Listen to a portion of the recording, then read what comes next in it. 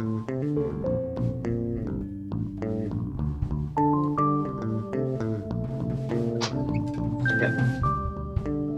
right, World Wide Web, welcome to a strange episode here because this will be up on the Discover Games web or YouTube channel, the CoastalCon YouTube channel, and the Indie Invasion podcast. So let me introduce everybody that we have with us. You guys, if you don't know, you should. From Discovery Games, we got Alan. Down over here, we have my good friend way up in the snowy land of Chicago. For some strange reason, he likes to go with his CoastalCon shirt on. And I'm Mac from CoastalCon.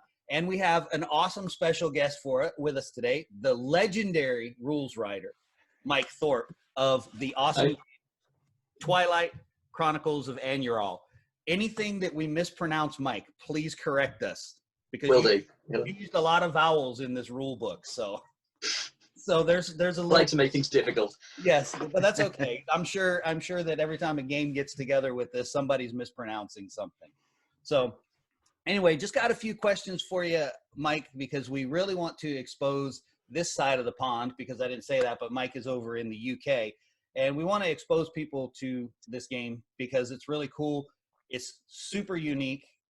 The models are super unique. Everything about the game just screams originality, which is a big draw for someone like me who just likes a bunch of different games, but I'm always looking for that little something in a game that makes it unique and makes it different from everything else. So that's Twilight in a nutshell, and we're going to get right to it. So Mike, what inspired you exactly to decide, hey, I need to create my own game? Because we know every gamer on the face of the planet has sat down and said, I need to make my own game, but I can't write, I can't sculpt, I can't paint, I can't this, anything. What inspired you to do that? Right. That's a good question. You go back to, I think it's probably 1999. I was looking at games and going, hang on, pretty much everything at that point it was very much Games Workshop. Right. Everything that existed pretty much seemed to be Tolkien derived. And I kind of thought, how about we have could I create a world starting on non-human, no obvious magic, and just start from there. So I started creating a world and thought, it'd be quite good fun to make a game around this, because I played games throughout. I played the likes of Hero Quest, came up with my own little scenarios and adjusted it, but never got that far. I thought, okay, I'll make a game. Started off making little cardboard cutout models and just sketching ideas, and then decided to try and learn to sculpt. I think it was about that time Games Workshop released green stuff in their shop. So it's like, okay, I'll try that out, see if I can make models. I tried sculpting aliens and things from Milliput previously, but green stuff obviously helps. So I just kind of started teaching myself to sculpt, and destroyed my parents' hob by doing casting, sort of drop casting on the hob to build models. So just taught myself at every stage, kind of taught myself to sculpt, taught myself to cast badly, and came up with the game. So around 2001, I had the first iteration. Do you have any of those original sculpts left? I still got some of those. I occasionally take them to salute and leave them at the back there for somebody to stop. But funnily enough, so I then kind of sat back and taught myself to sculpt properly. Those were very, very crude sculpts. They're quite fun. They got character to them, but not much else positive.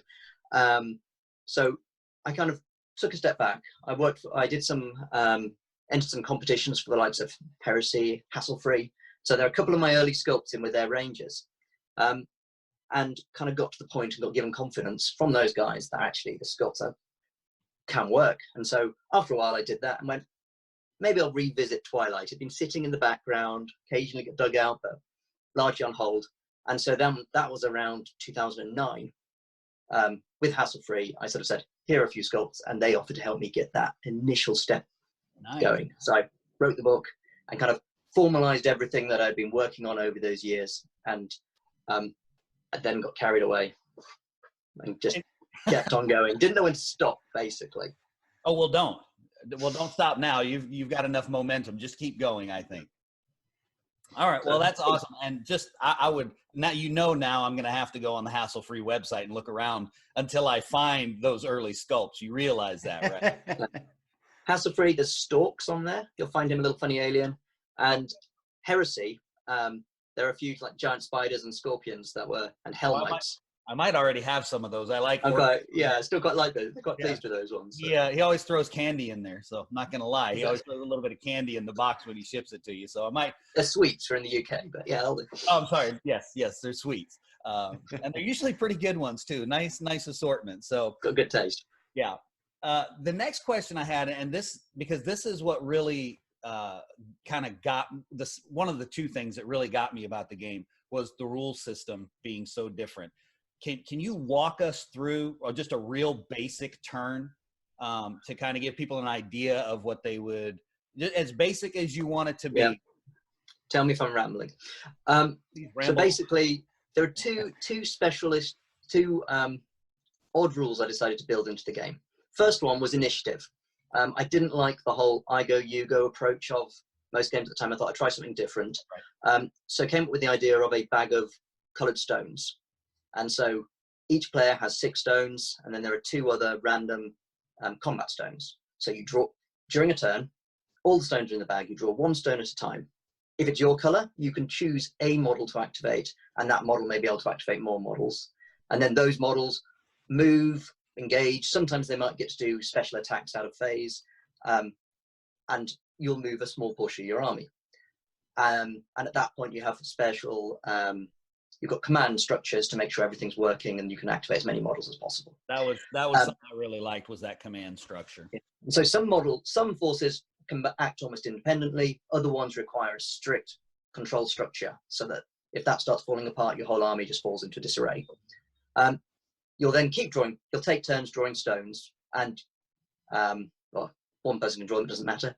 You draw the stones until you get a combat stone. At that point, everybody that's in combat, in contact with an enemy, has a fight, or has the option to fight. So you get, essentially, you'll fight that one, carry on drawing stones. When you draw the second combat stone, you'll have another round of combat, and then the turn ends. You don't know, you may not have activated all your models because you may have run out of time. So there's a certain degree of, do you activate things earlier when you get confidence that they're going to go, or do you wait until later and try and get the last moves? So there's a certain degree of controlled randomness, something like that you're trying to manage. Kind of a risk reward, really. You know, yeah. Do I do everybody now and run the risk of the combat stones not coming out, or coming out too early? I know when we did our little mini convention at Discover Games a few months back, I think it was in November, I played a game with Nick, and we had one round where everybody was already engaged, but one of the rounds where it was a combat stone and a combat stone. So it was just that. I think, as a matter of fact, I just did a video about randomness in games, and I think that's a good amount of randomness, because it kind of emulates the chaos on a battlefield. That's kind of what I got out of the stone system, is it emulated that chaos really well. And you had to really be thinking. There was a level of tactics about who you were going to move that was a lot different than a lot of other games. And I'm not a big squad-based guy. I like individual models, but I really enjoyed how that interaction worked with that command structure. It's very innovative. Well done, sir. Well done. I agree. Having the option to either move one, or if I activate my leader, I can move them all. That there's very few games that's either, each individual, or you're moving units. With this, I have that option depending on the situation. So yeah, I love it. Cool. You'll like it too, Eric. Yeah, it's very unique. It's one of the first things, I'll admit, as a newbie into the game, it's one of the first things that stood out to me, how different it is. But you still do get that randomness that most games you get with dice. But I like that there's, it's not a dice randomness. It's something completely different that will bring that strategy and planning of, okay, who do I need to activate? So you really have to think from the start, who in your group, who do you have to activate sooner than later to get stuff done? That's the one thing that stood out to me. And another element of that, Mike, this is an encourage Mike day, I guess. That's what I'll take that. I'll take that.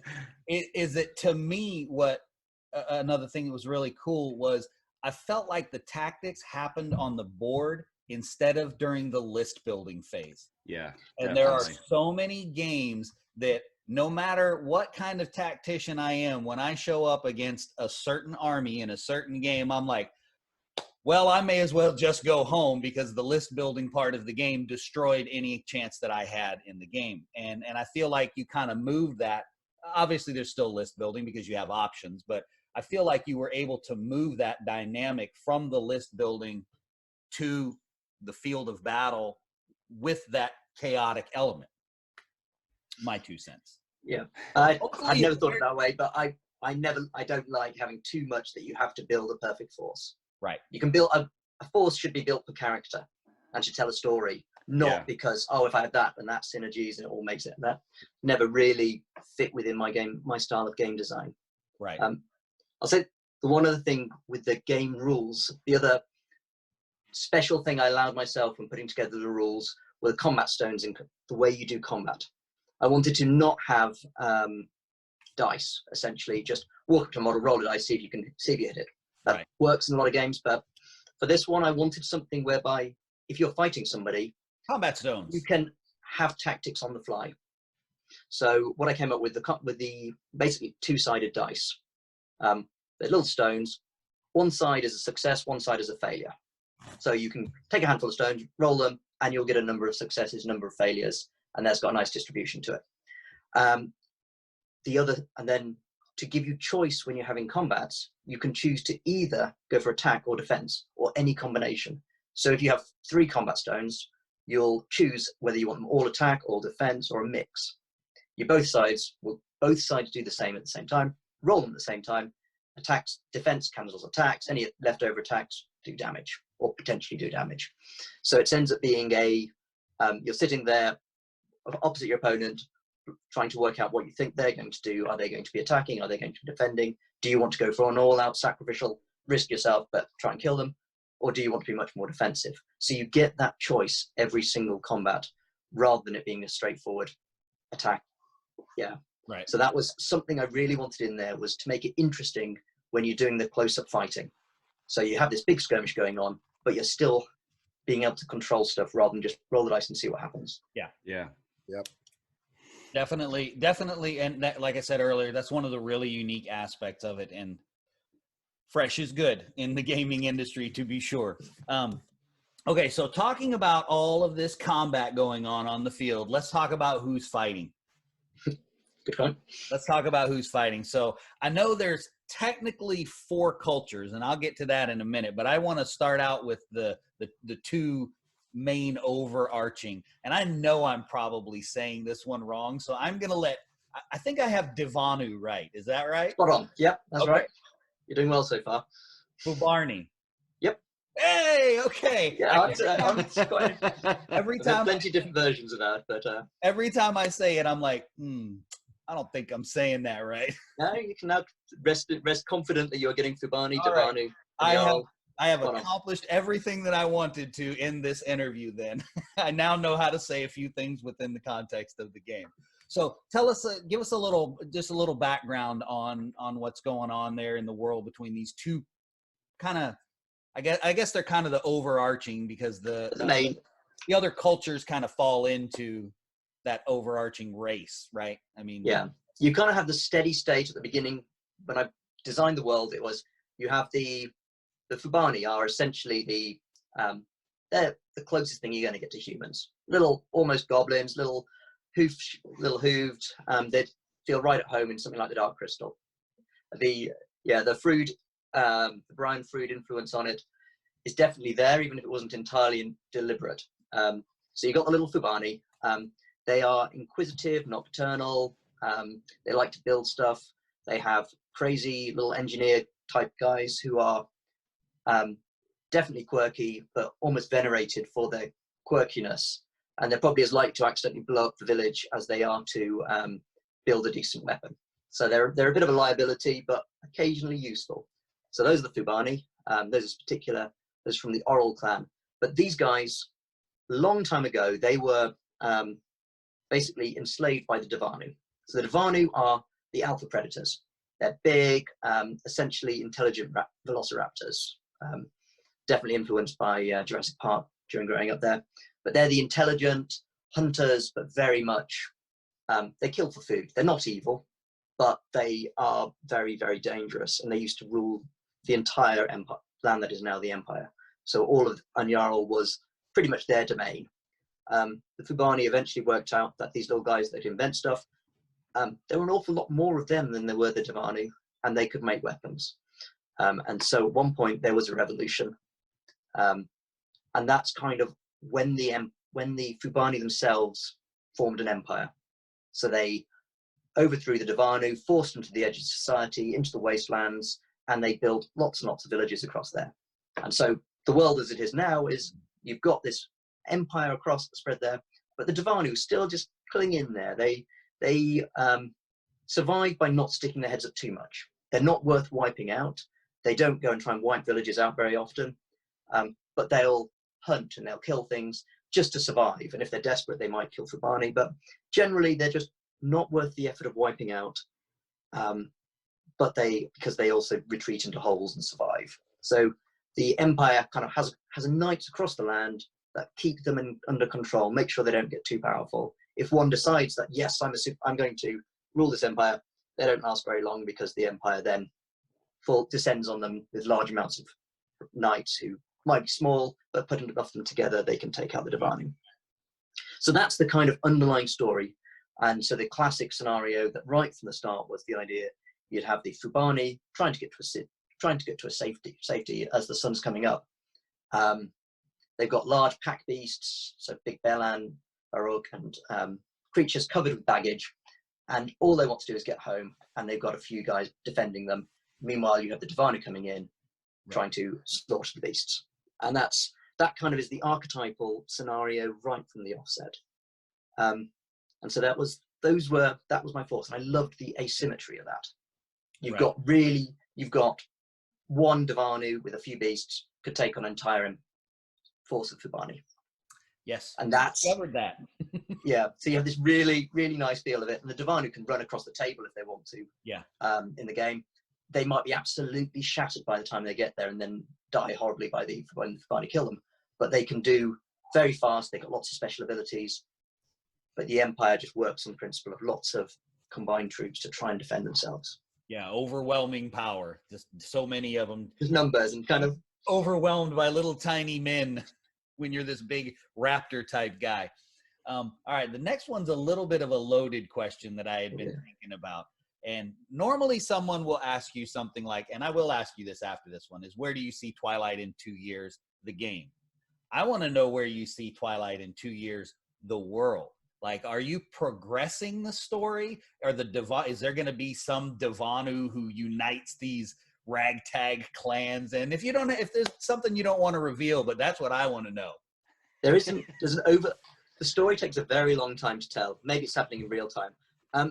The antagonists, the main antagonists of the world, aren't the Devanu. The Devanu in the Empire, they've been sitting there, status quo, balanced for a few generations. A Fubarnii generation is only about 20, they only live to 25 or so. They're short-lived creatures. So it's not that long in our terms, but for a few generations, it's been status quo. The Devanu rise up, the Empire keeps them down. It just works. But to the north of the Empire, there's a mountainous region. There's always, I regret putting it in the north, but that's where it is on the map. And that's where a race called the Delgon live. So when the Devanu were ruling the south, the Delgon were quite happy because the Devanu don't like the cold. So they have this nice little kingdom, area to themselves, sort of protected, hidden. When the Empire grew up, the Devanu got driven into all the corners where they wouldn't go normally, and there was a bit of a massacre at that point. So the Delgon have never been particularly keen on the Empire, but very secretive. A few years back, a band of gods appeared on their lands. So the gods of the Enarii, they live on the moon. And so these giant creatures turned up, and the Delgon believe that they are the gods. Whether they are or not, I'll leave that to people to draw their own interpretations, but they're huge. They're sort of, they're fun to sculpt, but they're kind of big, almost elephant-like, bipedal, but they look like a big Fubarnii. But they are almost, as far as the Fubarnii are concerned, they're immortal. Because they live till 30. maybe 100. Yeah. So as far as they're concerned, these things are just huge, immortal, wise beyond belief. So they now believe that they've got the duty to go and bring the entire empire under the Delgon rule. So they are coming out of their mountains and trying to take over the empire, to bring them to believe in these gods and worship them. So that's the main thing that's changing the world. So the world was nice and relatively stable. They are disrupting it. The empire are now taking their forces to defend the Delgon, which is leaving the Devanu unchecked. So there's a warlord called Casanii who's basically decided, I want to go and kill a god, and just marched north through the empire, killing things en route, picking up more Devanu, these stragglers around the place, with the sole intent of going and killing himself a god. So this is all part of the story. I think at this moment in time, sort of the most recent step, Casanii met his god, this gentle, peace-loving Enarii who just wanted to look after his gardens. There was a big battle. I'd love to write that in proper thing. He killed his god. Now he's at a bit of a loss as to what he does next. What next? Meanwhile, the Enarii and the Delgon have gathered their forces. The Dogu support them. They're more nomadic, less technologically advanced. So the Delgon are Fubarnii. They're just a different race of Fubarnii, but they are Fubarnii. And as are the Dogu. So this is kind of like a force that's almost a bit steampunk if you want to go that route. They've got guys with robotic legs and things, but they're and very organized and militaristic, whereas the Dogu are more individual, primitive, for want of a better word. So they've attacked a city on the west coast. So there's this big battle going on, and the Delgon have moved into the south and got a foothold in a land called one of the southern cities. So at the moment, the world is a bit turned on its head. And the only other thing so that's where the world is now, and I want to see that war advance. Okay. But the one thing I have is this race called the Katashi, which are the things that live in the woods that the empire, Fubarnii never go into the woods because it's dangerous. They don't really know why. They just know something's there. That was one of the questions. And so someday the Katashi will get a proper release. I've sculpted everything, and they are almost bat-like. They're an entirely winged force. Everything flies apart from their slaves. And because the Delgon have been venturing into the forests to get wood for their war machines, they've disrupted could call them the gods of the forests, but they are, the Katashi aren't very happy, but they just don't like the outsiders. They don't kind of distinguish between the Devanu, the empire, and the Delgon. It's just somebody's been daring to enter their forests. So that's the story I want to tell next. It's almost like you knew what I was going to ask, because did you look at my shopping cart on the website before we had this interview? Because I don't know how to do that, but yeah. That's what's in my shopping cart right now. The Katashi, yes. That's the box that's in my shopping cart right now. I'm like, man, those are pretty cool. I think push the button now, Matt. I'll wait till the interview's over to push the button. They will have, the plan, I've been building those up to do a Kickstarter. 2 or 3 years ago, I said it's going to happen this year unless something serious happens. Sadly, I was a bit ill at that point, and it just kept getting pushed back. I need to build up and actually bite the bullet and release those, because I've got the fully sculpted range, I've got the rules, and I've got the book nearly finished. And that's kind of the next thing on the horizon. And it's just all the forces are designed to play completely differently. Right. The Delgon, the Devanu, and the Empire are all very, very different in their approach.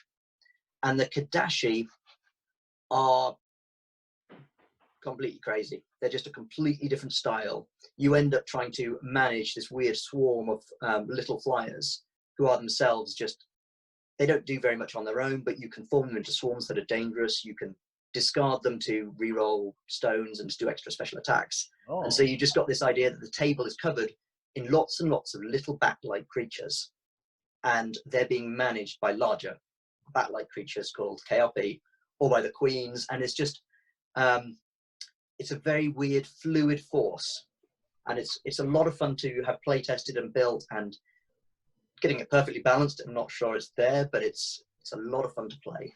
But it's kind of an advanced one. It's once you've got the hang of the basic rules, you then break them and try something completely different. I'm picturing Pitch Black, the scene where they just all come up out of the ground and See, swim. that's sort of, yeah. That's what I'm picturing. So yeah, thanks a lot for that. On the lookout for an order here in about, I don't know.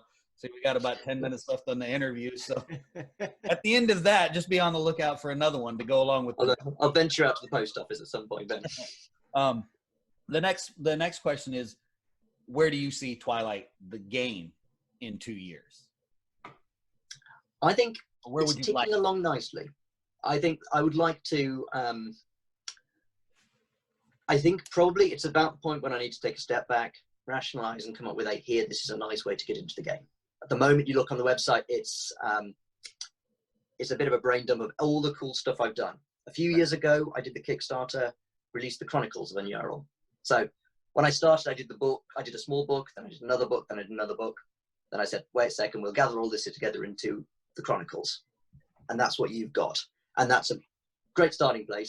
But if you go on the website, an awful lot of the stuff isn't in there because I keep sculpting and planning and doing it. So I've done travelers that have add-on extra forces. But it's like the first traveler adds in some bits of core rules for the Katashi and a few extra units, advances the story a bit. The next traveler advances the story a bit more, adds a few more models, but it's quite, for somebody looking at it, I imagine it's quite overwhelming. I know this world, I know a little bit, but for a newbie, I assume you're looking at it going, that was me last night. what is the on? Where is this? Which models do I do? So I think I need to take a step back and actually just go, add a second book, Chronicles 2, that just kind of expands, advances it, and just goes, here, this is the nice place to start. Or this is a starter set. I'd love to do a box set, but this is something, talking to Alan about, it's a challenge to produce something that pairs down. It also feels when I'm at a show, I go, here, you can use this, all these different options to go, actually, I want to take all those options away and just say, here, this is a really nice set. You'll enjoy the game. Then you can look at the other stuff. Yeah, because I think that's helpful too, because when somebody first gets into a game, and Eric, you can speak to this because that's why I asked you to come along, because you haven't played the game yet. No. It's nice to take that starter box, whatever it is, whatever is included in a starter box, and have small forces, play the game, figure out how to play the game, learn a little bit of the fluff, and go, oh, okay, I see how the ebb and flow of this game is. Now I want this. Yeah, this. You basically you want that taste of the world and the system and how it works, and by supplying what that best little slice of that is, hook that new player in, where they're gonna want to add a bunch of stuff to their shopping cart and and just really dive into the world, because the game is definitely it's to me, looking from the outside, it's the narrative, the story that's gonna get somebody into it. Somebody that's not maybe super deep into game mechanics and strategy and stuff, but like to tell these stories and narrative. So yeah. So yeah, I think that would be what I would like to do, is just take a step back, make sure people can join the game easily and understand exactly where they want, how to get into the world, where to start. We would like to buy that stuff when you do that. At least I would. I know myself. So I got one secret question on the end, because I want a little bit more about something. But so Twilight's got 10 forces, right? The 10 different forces within the in the Fubarnii, and 4 different cultures, which I'm gonna have to say that the Dogu, they're the best because I just ordered them and I'll have them painted up when they were an accidental addition, but carry on. They just look so cool. The Warlord looks awesome, and so I encourage everybody to check it out. Go to the website. You want to, what's the, I don't know the website address. Obviously I know how to get there because I have it bookmarked. It's www.worldoftwilight.com. Okay, awesome. And I'll throw a link in the description of the video as well. But my last question is a personal question. This has nothing to do with the interview.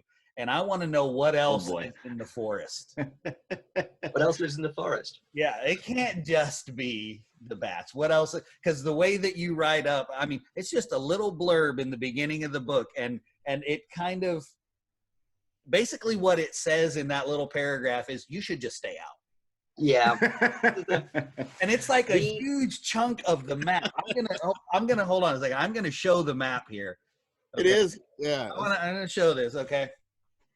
So here's the map right here, and this whole section here is the forest, and here's the little paragraph about the forest.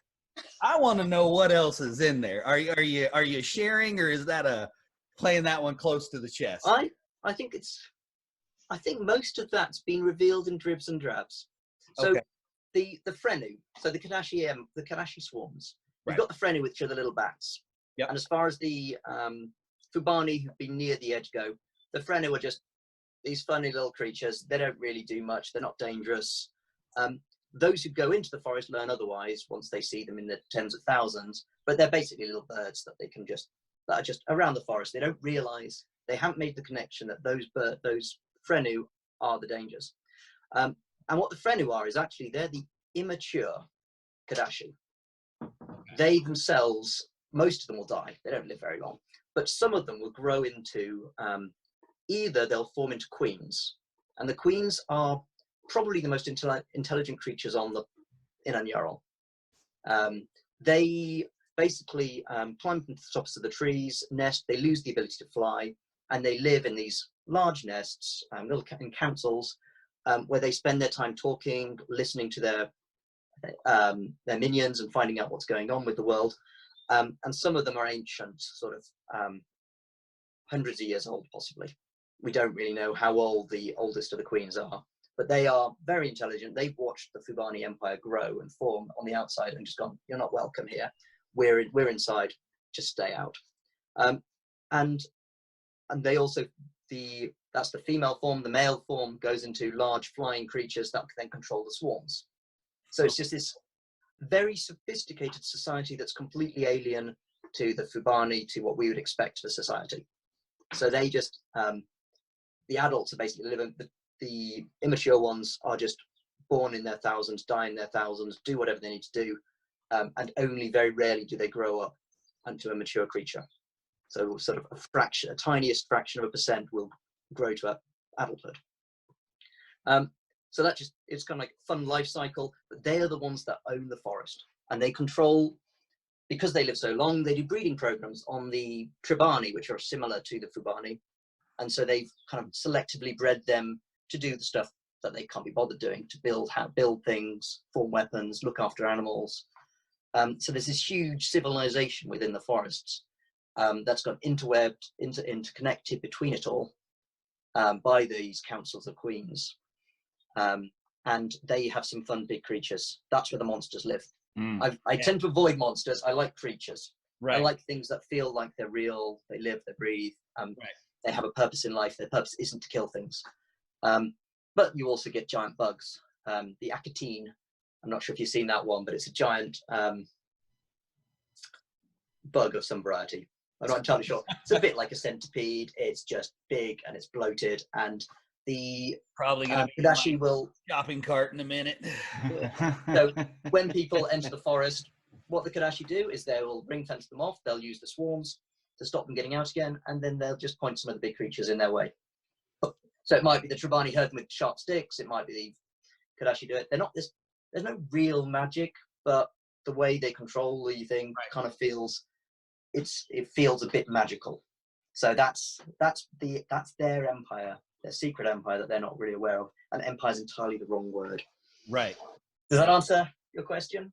Yes. That really sounded like a pitch to get me to hit buy on the shop. I've been thinking that release, that Kickstarter, has been on my mind for a very long time. I will get there eventually. Oh, well, that's the story. And everything is now sculpted. The full range is there.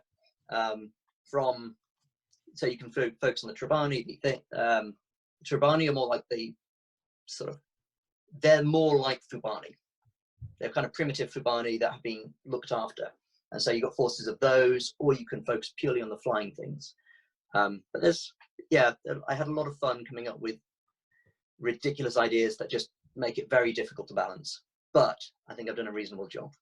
Well, They're fun to play, if nothing else. I would guess that you had never intended Twilight to be a competitive game. It's not, yeah. It's a storytelling game. It's scenarios. And for me, That's awesome. that's what I look for, because stuff that is a little bit imbalanced, if you're playing a story, we've played many games where it's like, I already know I'm gonna probably lose, but it's a piece of a story that we're telling as we play. Yeah. And it plays into itself. So I'm not a competitive player anyway.